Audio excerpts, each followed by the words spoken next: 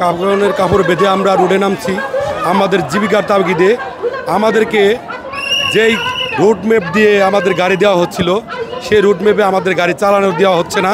আমাদের BRT tax VAT সব কিছু নিচ্ছে, কিন্তু আমাদের গাড়ি চলতে দিচ্ছে না। আমাদের ঢাকা থ গাড়ির 16টা ইউনিয়ন কেটে নিয়েছে, 26টা ওয়ার্ড কেটে নিয়েছে। এটা সিটি কর্পোরেশন করে দিয়েছে ঢাকা মহানগর। ঢাকা মহানগর বড় করেছে। এই জন্য আমরা আজকে কাপড় বেঁধে গত 29 তারিখেও কাপড় বেঁধে আমরা এখানে আসছিলাম। আসার পরে এখানে এই বিআরটির সামনে ডিসি স্যারে আমাদেরকে অনুমোদন দিল যে আপনারা এখান থেকে চলে যান, 5 দিনের মধ্যে আপনাদেরকে আমরা একটা সুসংবাদ দিয়ে দিব, আপনারা ঢাকাতে চলতে পারবেন, আপনার লিখিত কাগজ দিব। কিন্তু এই প্রতারণা আমাদেরকে দিনের দিন বছরে বছরে এইভাবে করে আসতেছে।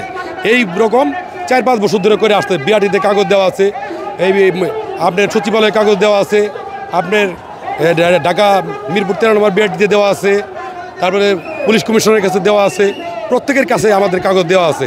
এখন আমাদের এমনই পরিস্থিতি, রাত্রে গাড়িতে চালাবো, রাত্রেও আমাদেরকে করে কি এই চেকপোস্টে সেনাবাহিনী থাকে এবং পুলিশ থাকে, সেখানেও মামলা করে দেয়। সেখানেও আমরা শান্তিগতভাবে চলতে পারতেছি না। সেখানেও 5,000, 2,000, 10,000 টাকার মামলা করে, বুঝছেন। এই জন্যই আমি চাই যে আমি যদি মরেও যাই, যে 8-10 ভাই যে শান্তিতে বসবাস করতে পারে এবং চলতে পারে। আমরা ঘর ভাড়া দিতে পারতেছি না, ছেলে মেয়েকে লেখাপড়া করতে পারতেছি না, এবং কি আমরা যে এই ধরনের গরিব মানুষ, আমরা ওই এনজিও থেকে টাকা উঠাইয়া আমরা একটা করে গাড়ি ক্রয় করেছি, সেই এনজিওর টাকাও দিতে পারতেছি না। এই জন্যে আমরা কিন্তু আজকে কাপড় বেঁধে আজকে আমরা রাস্তায় নামছি। ওই আমগো ভাত দে, কাপড় দে, না হইলে আমগো মাইরা দে, আর না হইলে গাড়ি চলতে দে। এইখানে অনিয়মতান্ত্রিক গাড়ি একটা, যেখানে নাম্বার কিছু নাই, ঢাকা বিআরটিতে কোনো টাকা ট্যাক্স পায় না, বা বাংলাদেশ গভর্নর কিছু এদের সংশ্লিষ্ট না, এই অটো গাড়ি চলতে পারে, এই 2 নম্বর গাড়ি চলে।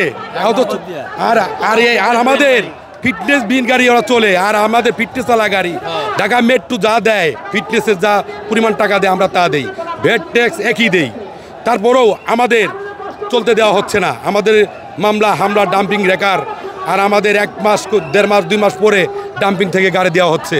এই জন্য আমরা এখন আর আমার জানের ধৈর্য কুলাচ্ছে না, যার জন্য এখন আমরা এই লাফনের কাপড় বেঁধে আমরা লাশ হয়ে ফিরে যাব, না হলে আমাদের গাড়ি চলতে দিতে হবে ঢাকা শহরে।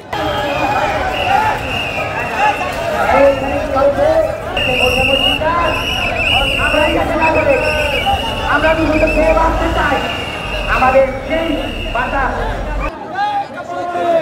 গাড়ি চলতে দে, ভাত দে, কাপড় দে, গাড়ি চলতে দে।